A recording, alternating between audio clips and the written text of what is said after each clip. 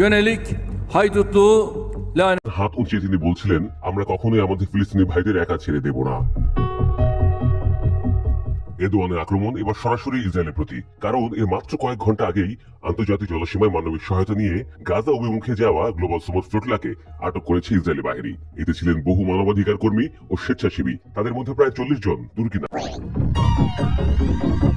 বলেন, সুমুদ ফ্লোটলায় হামলা আসলে ইসরায়েলের প্রকৃত চেহারাকে আবারও বিশ্ববাসীর সামনে প্রকাশ করেছে। তিনি একে বললেন দস্যুতা আর গণহত্যার রাজনীতির নতুন অধ্যায়। তার ভাষায়, এই আক্রমণ দেখিয়েছে ইসরায়েল কতটা মরিয়া হয়ে তাদের অপরাধ ঢাকতে চাইছে।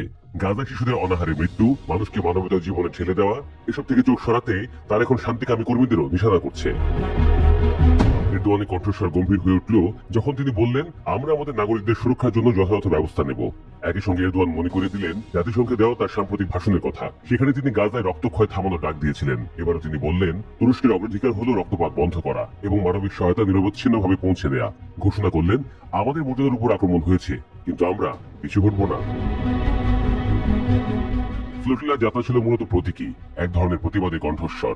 আশার যাত্রী নামে পরিচিত এসব কর্মীরা খাদ্য, ওষুধ ও প্রয়োজনীয় সামগ্রী নিয়ে গাজায় পৌঁছাতে চাইছিলেন, কিন্তু ইসরায়েলি বাহিনী আন্তর্জাতিক জলসীমা লঙ্ঘন করে তাদের আটক করে। তুরস্ক সংবাদ মাধ্যমগুলোতে ছড়িয়ে পড়েছে খবর, মোট 38 জন তুর্কি নাগরিককে অবৈধভাবে আটক করেছে ইসরায়েল। তাদের মধ্যে রয়েছেন সাংবাদিক এরসিন চেলিকো। অন্যদিকে 9 জন কর্মীর সঙ্গে কোনো যোগাযোগ সম্ভব হয়নি। ধারণা করা হচ্ছে তারাও আটক হয়েছেন। ঘটনার পর তুরস্কের রাজনৈতিক অঙ্গনে ক্ষোভ ছড়িয়ে পড়ে। পার্লামেন্ট স্পিকার নুমান কুরতুলমুশ স্পষ্ট ভাষায় বলেন, এটি আন্তর্জাতিক আইনের নগ্ন লঙ্ঘন। ভাইস প্রেসিডেন্ট জেভদেত ইলমাজ একে অবৈধ ও বর্বরোচিত আখ্যা দিয়ে বলেন, মানবতার বিবেকের উপর আঘাত করেছে Israel. Presidential communication director Burhanettin Duran তীব্র নিন্দা জানিয়ে বলেন, ইতিহাসে এই হস্তক্ষেপ এক অন্ধকার দাগ হয়ে থাকবে। তিনি মনে করিয়ে দেন, ফ্লোটিলার যাত্রীদের একমাত্র উদ্দেশ্য ছিল গাজার মানুষের কাছে খাবার আর ওষুধ পৌঁছে দেয়া। এরদোয়ানের বক্তব্যের সঙ্গে সঙ্গে আঙ্কারা সভাকক্ষে উপস্থিত নেতাদের চোখে মুখে স্পষ্ট হলো ক্রোধ আর দৃঢ়তা। তারা হাততালি দিয়ে সমর্থন জানালেন। এরদোয়ান জোর দিয়ে বললেন, আমরা শান্তির জন্য কাজ করে যাব, আমরা দমে যাব না।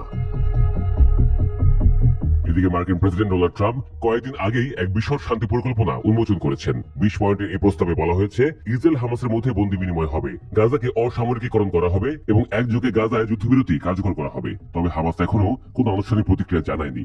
এরদোয়ানের পরিকল্পনাটি পুরোপুরি খারিজ না করলেও বলেছেন, শান্তির নামে যদি অন্যায় চাপিয়ে দেওয়া হয়, তুরস্ক তা মেনে নেবে না। গ্লোবাল সুমুদ ফ্লোটলার সর্বশেষ খবর জানালেন তুর্কি কর্মী সাইনান আকিলোতো। আনন্দ ইগনিসিকে তিনি বলেন, মেরিনেট নামের একটি নৌকা এখনো যাত্রা অব্যাহত রেখেছে, তবে সেটিও যে কোনো মুহূর্তে আটক হতে পারে। আশঙ্কার আবহে সারা তুরস্কের প্রতিবাদ মিছিল ছড়িয়ে পড়েছে। রাস্তায় নেমে মানুষ স্লোগান তুলছে, ফিলিস্তিন একা নয়, সুমুদের যাত্রীদের মুক্তি চাই।